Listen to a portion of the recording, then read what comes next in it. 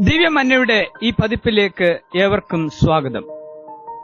July 7 ഞായർ ചിന്താവിഷയം മനഃപൂർവമായി ദാനം ചെയ്യുക. ദശാംശ സമർപ്പണ ഞായർ.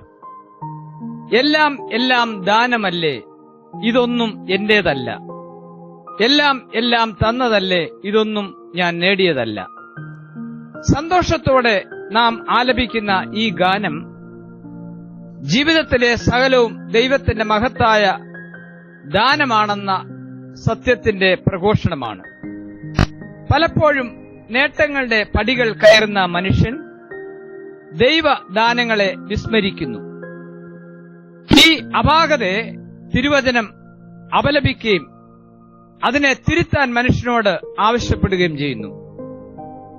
നാം ദൈവദാനങ്ങളുടെ ഉടമസ്ഥരല്ല, കാര്യവിചാരകർ മാത്രമാണ്. അതിനാൽ ദാതാവിനോടുള്ള കടപ്പാട് വിസ്മരിക്കാതെ ദാനങ്ങളുടെ സമർപ്പണവും പങ്കിടലും ദൈവം മനുഷ്യനിൽ നിന്നും പ്രതീക്ഷിക്കുന്നു.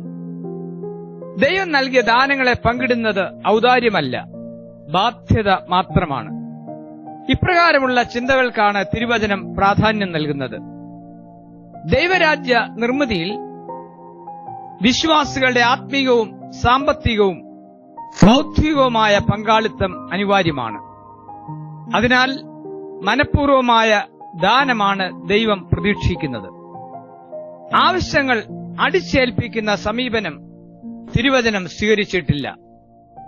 പ്രലോഭനമോ വാഗ്ദാനങ്ങളോ ക്രിസ്തീയ ദാനങ്ങളുടെ പശ്ചാത്തലത്തിൽ പ്രസക്തമല്ല. ഹൃദയപൂർവം നൽകുന്നവ നിത്യശോഭയോടെ നിലകൊള്ളും. ഈ സത്യങ്ങളുടെ വിശദീകരണങ്ങളാണ് മനഃപൂർവമായി ദാനം ചെയ്യുക എന്ന വിഷയത്തിലൂടെ സഭ സംവേദനം ചെയ്യുന്നത്. വേദഭാഗങ്ങൾ ഇതുമായി ബന്ധപ്പെട്ടതാണ്. ക്രിസ്തീയ ദാനത്തിൽ പ്രധാനമായും 2 കാര്യങ്ങൾ നമ്മിൽ ഉണ്ടാകണം. ദാനം ചെയ്യുവാൻ ദൈവം നൽകിയ കൃപകൾക്കായി ദൈവത്തോടുള്ള നന്ദി. 2 അവസരം നൽകിയവരോടുള്ള നന്ദി.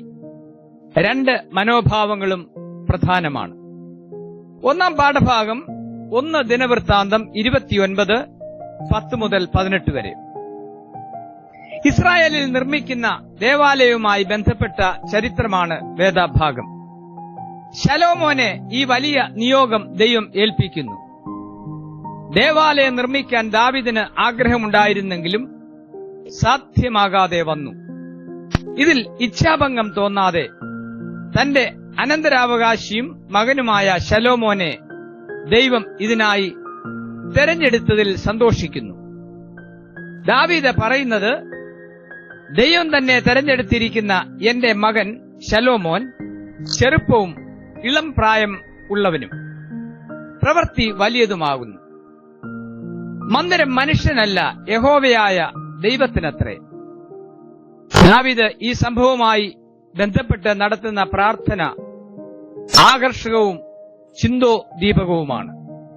ഹൃദയസ്പർശിയായ വാക്കുകളിലൂടെ ദൈവകൃപയും മനുഷ്യനിലുണ്ടാകേണ്ട പ്രതികരണങ്ങളെയും ദാവീദ് വിവരിക്കുന്നു. അതോടൊപ്പം ദൈവജനം നൽകുന്ന ദാനങ്ങളുടെ മഹത്വവും അതിന്റെ ആവശ്യകതയും ദൈവത്തോടുള്ള കടപ്പാടും വർണ്ണഭംഗിയോടെ വിവരിക്കുന്നു. ധന ബഹുമാനങ്ങളുടെ ഉറവിടം ദൈവമാണെന്ന അത്യുദാത്തമായ സന്ദേശമാണ് ഈ പ്രാർത്ഥനയുടെ ഉള്ളടക്കം. ദൈവത്തിന് എന്തെങ്കിലും കൊടുപ്പാൻ നാം ഒരു വിധത്തിലും യോഗ്യരല്ല. ദൈവത്തിൽ നിന്ന് ലഭിച്ചത് മാത്രമാണ് നാം നൽകുന്നത്. പങ്കിടലിൽ അന്തർലീനമായിരിക്കുന്ന പൊരുൾ ഇതാണ്. ആത്മാർത്ഥതയോടെ ജനം നൽകിയ ദാനത്തിൽ ദാവീദ് സന്തോഷിക്കുകയും അതിനായി അവരെ ഒരുക്കിയ ദൈവകൃപയെ നന്ദിയോടെ സ്മരിക്കുകയും ചെയ്യുന്നു. ദാവീദിന്റെ പ്രാർത്ഥനയുടെ വാക്കുകൾ ഇപ്രകാരമാണ്: എന്നാൽ ഞങ്ങൾ ഇങ്ങനെ ഇത്ര മനഃപൂർവമായി ദാനം ചെയ്യേണ്ടതിന് പ്രാപ്തരാകുവാൻ ഞാൻ ആർ? എന്റെ ജനവും എന്തുള്ളൂ? സകലവും നിങ്കിൽ നിന്നല്ലോ വരുന്നത്. നിന്റെ കയ്യിൽ നിന്ന് വാങ്ങി ഞങ്ങൾ നിനക്ക് തന്നതേയുള്ളൂ. വിശിഷ്ടമായ നന്മകളും അതിന്റെ ഫലങ്ങളും നമ്മിൽ സ്ഥിരമായി നിൽക്കുമ്പോഴാണ് ആധ്യാത്മികത അർത്ഥവത്താകുന്നത്. രണ്ടാം പാഠഭാഗം അപ്പോസ്തല പ്രവൃത്തി 5:1-11 വരെ. ക്രൈസ്തവ സഭയുടെ പ്രാതംകാലങ്ങളിലെ ഒരു പ്രധാന സംഭവമാണ് വേദഭാഗം. സഭയുടെ പ്രവർത്തനങ്ങൾ പുതിയ മേഖലകളിലേക്ക് പ്രവേശിച്ചു. ഒരു പുതിയ സാമൂഹ്യ ക്രമം രൂപപ്പെടുത്തുവാൻ അവർ താൽപര്യപ്പെട്ടതിനാൽ സഭാംഗങ്ങൾ വസ്തുവകകൾ വിറ്റ് അതിന്റെ പണം അപ്പോസ്തലന്മാരുടെ പക്കൽ ഏൽപ്പിച്ചു. എല്ലാവരുടെയും ഭൗതിക ആവശ്യങ്ങൾ ഒരുപോലെ നിർവഹിക്കപ്പെടണമെന്ന ഉദ്ദേശ്യം ഇതിന്റെ പശ്ചാത്തലത്തിൽ ഉണ്ടായിരുന്നു. ഏവർക്കും സമത്വം, അതായിരുന്നു ലക്ഷ്യം. ആദിമസഭയുടെ ഈ തീരുമാനം കാര്യമായ വിചിന്തനങ്ങൾ കൂടാതെ ആവേശത്തിൽ നിന്നും ഉളവായതിനാൽ അവരുടെ പ്രതീക്ഷകൾ ലക്ഷ്യപ്രാപ്തിയിലെത്തിയില്ല. ചിന്താക്കുഴപ്പങ്ങളും ഉണ്ടായി.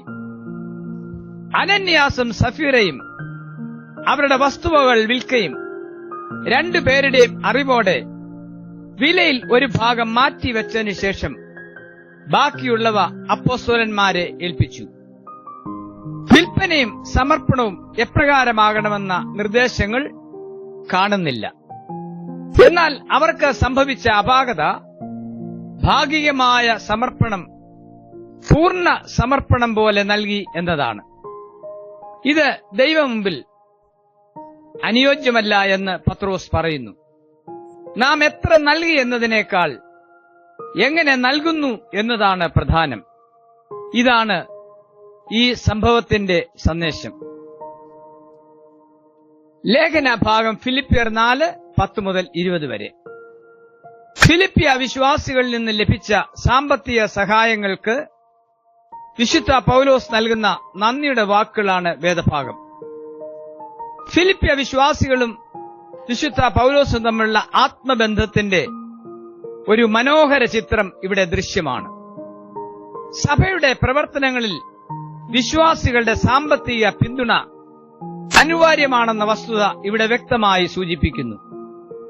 അതേസമയം സാമ്പത്തിക സഹായം നൽകുന്നതിൽ ശ്രദ്ധിക്കാതിരുന്ന സാഹചര്യവും വിശുദ്ധ പൗലോസ് ചൂണ്ടിക്കാട്ടുന്നു. നിങ്ങൾ മാത്രമല്ലാതെ ഒരു സഭയും വരവ് ചെലവ് കാര്യത്തിൽ എന്നോട് കൂട്ടായ്മ കാണിച്ചില്ല എന്ന് നിങ്ങളും അറിയുന്നു. ഇത് ശാസനയുടെ ശബ്ദമല്ല, നന്മയുടെ അനുഭവത്തിലേക്ക് തിരിച്ചു വരാനുള്ള ആഹ്വാനമാണ്. ഒരു വ്യാഖ്യാതാവ് പറയുന്നത്, നൽകാതിരുന്നതിലല്ല, അതിനുള്ള അനുഗ്രഹീതമായ അവസരം അവർക്ക് നഷ്ടമായതിൽ പൗലോസിനുള്ള ഭാരമാണ് ഈ വാക്കുകളിൽ പ്രകടമാക്കുന്നത്. സാമ്പത്തിക കാര്യങ്ങളെക്കുറിച്ച് പറയുമ്പോൾ പൗലോസിന്റെ ലാളിത്യവും ഉദാത്ത മനോഭാവവും ഇവിടെ വ്യക്തമാണ്. സഭയ്ക്ക് ഇത് മാതൃകയാണ്. ജീവിതത്തിന്റെ എല്ലാ അവസ്ഥകളും ദൈവത്തിൽ കേന്ദ്രീകരിക്കപ്പെട്ടതിനാൽ ആകുലതകൾ അവസാനിപ്പിച്ച് ശാന്തത പാലിക്കുവാൻ സാധിക്കുന്നു എന്ന് വിശുദ്ധ പൗലോസ് പറയുന്നു. ദൈവ കരുതൽ ഒരു യാഥാർത്ഥ്യമാണ്. അത് തന്റെ മഹത്വത്തിന്റെ ധനത്തിൽ നിന്ന് ഒരു ഭാഗമല്ല, പ്രത്യുത തന്റെ ധനത്തിനൊത്തവണ്ണമാണ്. ദൈവത്തിന്റെ അളവില്ലാത്ത കരുതൽ വിസ്മരിക്കരുതെന്ന് വിശുദ്ധ പൗലോസ് പറയുന്നു. സുവിശേഷ വേദഭാഗം വിശുദ്ധ ലൂക്കോസ് 16:19-31 വരെ. വിശുദ്ധ ലൂക്കോസ് മാത്രം രേഖപ്പെടുത്തിയിരിക്കുന്ന യേശുവിന്റെ മനോഹരമായ ഒരു ഉപമയാണ് വേദഭാഗം. അനേക സവിശേഷതകൾ ഈ ഉപമയിൽ കാണുന്നു. യേശുവിന്റെ ഉപമകളിൽ കഥാപാത്രത്തിന്റെ പേര് പരാമർശിക്കുന്നത് ഈ ഉപമയിൽ മാത്രമാണ്. ലാസർ എന്ന നാമമാണ് നൽകിയിരിക്കുന്നത്. എലയാസർ എന്ന നാമത്തിൽ നിന്നുമാണ് ലാസർ എന്ന പേര് രൂപപ്പെട്ടത്.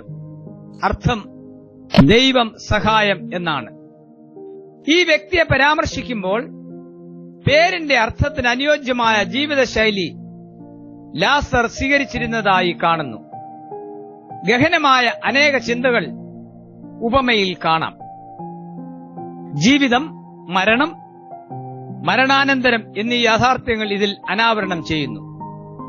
ഈ കഥയുടെ പശ്ചാത്തലത്തിൽ ധനവുമായി ബന്ധപ്പെട്ട യേശുവിന്റെ വ്യക്തമായ പഠിപ്പിക്കുക കാണുന്നു. ഇതൊക്കെയും ദ്രവ്യാഗ്രഹികളായ പരീശന്മാർ കേട്ട് അവനെ പരിഹസിച്ചു. 16-ാം അധ്യായത്തിന്റെ 14-ാം വാക്യം. ഇത്തരം സാഹചര്യങ്ങളെ യേശു മനസ്സിലാക്കി മനോഹരമായ ആഖ്യാന ശൈലിയിൽ ഉപമ പറയുന്നു. ഇതിൽ ഗഹനമായ ആശയങ്ങൾ അന്തർലീനമായിരിക്കുന്നു. 3 വസ്തുതകൾ ചിന്തകൾക്ക് വിഷയമാക്കുവാൻ താൽപര്യപ്പെടുന്നു. 1. ധനം മാത്രം ലക്ഷ്യമാക്കിയ ധനവാൻ. ധൂമ്ര വസ്ത്രം, പട്ട്, ആഡംബരം, ഈ 3 വാക്കുകൾ ഇവിടെ ശ്രദ്ധേയമാണ്. വിലയേറിയ പട്ടുടയാടകളും ധൂമ്ര മേലങ്കിയും വിശിഷ്ടമായ ഭോജ്യങ്ങളും ദിനംപ്രതിയുള്ള അവന്റെ ജീവിത ശൈലിയായിരുന്നു. ഒരിക്കലും മറ്റുള്ളവർ അവന്റെ ചിന്തകളുടെ ഭാഗമായിരുന്നില്ല. ഭവനത്തിലുള്ളവരോ സഹായികളോ അയാളുടെ കടപ്പാടുകളിൽ വരുന്നില്ല. പടിപ്പുരയ്ക്കൽ കിടന്ന സാധുവും രോഗിയുമായ ലാസറിനെ അവൻ മനസ്സിലാക്കുന്നത് മരണശേഷമാണ്. കർത്താവ് പറയുന്ന കഥയുടെ ആഴവും പരപ്പും അതിലെ നർമ്മവും പലപ്പോഴും നാം മനസ്സിലാക്കുന്നില്ല. അബ്രഹാമിന്റെ മടിയിലിരിക്കുന്ന ലാസറിനെ അവന്റെ ജീവിതകാലത്തിൽ മനസ്സിലാക്കാനുള്ള അവസരം ധനവാൻ ബോധപൂർവം ഒഴിവാക്കിയതാണ്. മരണശേഷം ഇപ്രകാരം ഒരു കാഴ്ച ഒരിക്കലും പ്രതീക്ഷിച്ചിരുന്നില്ല. അതിനാലാണ് ഹൃദയ നൊമ്പരത്തോടെ അപേക്ഷിക്കുന്നത്. ധനവാന് സംഭവിച്ച അപാകത എന്താണ്? ഗൗരവമായി നാം ചിന്തിക്കേണ്ടതാണ്. ധനം ലോക ജീവിതത്തിൽ ഒഴിച്ചുകൂടാനാവാത്തതാണ്. എന്നാൽ അതിനുവേണ്ടി മാത്രം ജീവിതം കേന്ദ്രീകരിക്കപ്പെടുന്ന സാഹചര്യം കാഴ്ചപ്പാടുകളെ സങ്കുചിതമാക്കുമെന്ന സത്യമാണ് ഉപമ ഓർമ്മിപ്പിക്കുന്നത്. അപകടകരമായ ഈ സത്യത്തെ കർത്താവ് തന്റെ പഠിപ്പിക്കൽ വ്യക്തമാക്കുന്നു. ദൈവവിഷയമായി സമ്പന്നനാകാതെ ഭൗതിക സമ്പന്നത ജീവിതത്തിൽ അർത്ഥരാഹിത്യം സൃഷ്ടിച്ച ഒരു വ്യക്തിയുടെ കഥ കർത്താവ് ലൂക്കോസ് 12 പറയുന്നുണ്ട്. ഒരുത്തന് സമൃദ്ധിയുണ്ടായാലും അവന്റെ വസ്തുവകയല്ല അവന്റെ ജീവന് ആധാരമായിരിക്കുന്നത്. ഇത് കർത്താവ് പറയുമ്പോൾ ധനത്തോടുള്ള ആസക്തി സൃഷ്ടിക്കുന്ന അപകടമാണ് ചൂണ്ടിക്കാട്ടുന്നത്. ഉപമയിലെ ധനവാന് ധനത്തിനും ഭൗതികതയ്ക്കും അപ്പുറമായി ഒന്നിനെയും കാണുവാൻ കഴിഞ്ഞിരുന്നില്ല. ഈ സ്ഥിതിവിശേഷം ഉപമയുടെ മുഖ്യമായ കഥാതന്തുവായി കാണാം. ധനത്തിന്റെയും പ്രതാപത്തിന്റെയും വർണ്ണപ്പകിട്ട് മരണാനന്തരം തുടരുമെന്ന യഹൂദ ചിന്തയെ യേശു സമഗ്രമായി തിരുത്തുന്നു. ധനവുമായി നിത്യതയിൽ പ്രവേശിക്കുവാൻ ആർക്കും കഴിയില്ല. ധനവാന്മാർ നരകത്തിൽ പോകുമെന്നോ സമ്പത്തിൽ ദരിദ്രരായവർ സ്വർഗത്തിന് അവകാശികളാണെന്ന ഈ ഉപമ പറയുന്നില്ല. ധനം അതിൽ തന്നെ തിന്മയല്ല. എന്നാൽ തിന്മയിലേക്കും തെറ്റായ പ്രവൃത്തികളിലേക്കും നയിക്കുവാനുള്ള ധനത്തിന്റെ സ്വാധീനത്തെ കർത്താവ് ഇവിടെ വിഷയം ആക്കിയിരിക്കുന്നു. 3. നന്മകളെ പങ്കിടാത്ത ധനവാൻ. ജീവിതത്തിൽ ലഭിച്ച അനുഗ്രഹങ്ങൾ തനിക്ക് മാത്രമാണെന്ന ചിന്തയും അതനുസരിച്ചുള്ള പ്രവർത്തനങ്ങളുമാണ് ധനവാന് സംഭവിച്ച അപാകത. അയാൾ അന്യായമായി ധനം സമ്പാദിച്ചു എന്ന് പറയുന്നില്ല. എന്നാൽ തന്റെ സമീപത്ത് കിടന്ന മനുഷ്യന്റെ ആവശ്യങ്ങളെക്കുറിച്ചോ വേദനകളെക്കുറിച്ചോ യാതൊരു ബോധവുമില്ലായിരുന്നു.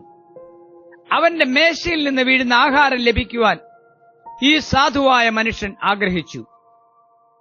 ഉപേക്ഷിക്കപ്പെട്ട ഭക്ഷണവും നായ്ക്കളും അവന്റെ ജീവനെ സംരക്ഷിച്ചു. സഹായങ്ങളോ ഭക്ഷണമോ ധനവാൻ നൽകിയില്ല. ചെയ്യേണ്ട കാര്യത്തിൽ വീഴ്ച വരുത്തിയതാണ് ധനവാന്റെ പരാജയം. നന്മ ചെയ്യുവാൻ അറിഞ്ഞിട്ടും ചെയ്യാത്തവന് അത് പാപം തന്നെ. യാക്കോബ് 4:17. യാക്കോബിന്റെ ഈ വാക്കുകൾ ഈ സംഭവത്തിൽ അർത്ഥവത്താണ്. മരണാനന്തരവും സ്വാർത്ഥത കൈവിടാത്ത ധനവാൻ. സ്വാർത്ഥത ധനവാന്റെ അടിസ്ഥാന ഭാവമായിരുന്നു. മരണശേഷവും അത് തുടരുന്നതായി കാണുന്നു. യാതനയിൽ തന്റെ നാവ് ആദ്യം തണുപ്പിക്കണം, പിന്നീട് വീട്ടുകാർ രക്ഷപ്പെടാനായി അവരെ ഉപദേശിക്കണം. ഇവിടെ മറ്റുള്ളവർ അവന്റെ ചിന്തയിൽ ഇല്ല. യേശു പറയുന്ന മറ്റൊരു ഉപമയിലെ ധനവാനും ഇതേ സ്വഭാവക്കാരനായിരുന്നു. എന്നിട്ട് എന്നോട് തന്നെ, നിനക്ക് ഏറിയ ആണ്ടുകൾക്ക് മതിയായ അനവധി വസ്തുവക സ്വരൂപിച്ചിരിക്കുന്നു. ആശ്വസിക്കുക, തിന്നുക, കുടിക്കുക, ആനന്ദിക്കുക എന്ന് പറയും. സങ്കുചിതമായ മനോഭാവങ്ങൾ അർത്ഥവത്തായ ജീവിതത്തെ നിരർത്ഥകമാക്കുമെന്ന സന്ദേശം ഇവിടെ കാണുന്നു. നൽകപ്പെട്ട നന്മകൾ പങ്കിടാതെ തനിക്ക് വേണ്ടി മാത്രം വിനിയോഗിച്ച ധനവാന്റെ പരാജയത്തെ ജീവിതവും മരണവും മരണാനന്തര ജീവിതവുമായി ബന്ധപ്പെടുത്തി കർത്താവ് വിവരിക്കുന്നത് എക്കാലവും ശ്രദ്ധേയമാണ്. ധനവും സമ്പാദ്യങ്ങളും നമുക്ക് വേണ്ടി മാത്രമാകാതെ മറ്റുള്ളവരുടെ ആവശ്യങ്ങളെയും പ്രശ്നങ്ങളെയും മനസ്സിലാക്കി ഔദാര്യമായി നൽകുമ്പോഴാണ് നാം അനുഗ്രഹീതരാകുന്നത്. അതോടൊപ്പം ലഭ്യമാകുന്ന അവസരങ്ങളുടെ മൂല്യവും മനസ്സിലാക്കണം. ധൂർത്തിലും ആഡംബരത്തിലും ജീവിച്ച് സമൂഹത്തോടുള്ള കടമകൾ വിസ്മരിക്കുന്ന അപകടത്തെക്കുറിച്ചും ഈ ഉപമ ശക്തമായ മുന്നറിയിപ്പ് നൽകുന്നുണ്ട്. ധനവാൻ മനഃപൂർവ്വമായ സമ്പത്തുകളെ പങ്കിട്ടിരുന്നെങ്കിൽ ഒരു വലിയ ദുര്യോഗത്തിൽ നിന്ന് രക്ഷപ്പെടാമായിരുന്നു. തന്റെ അയൽക്കാരനെ കൂടാതെയുള്ള സ്വർഗം പൂർണ്ണമല്ല. അളവില്ലാതെ നമുക്ക് ദാനങ്ങൾ നൽകുന്ന ദാതാവായ ദൈവത്തിന്റെ ഹിതം പോലെ നമ്മുടെ ജീവിതം ആയിത്തീരുവാൻ ദൈവം നമ്മെ സഹായിക്കട്ടെ. ആമേൻ.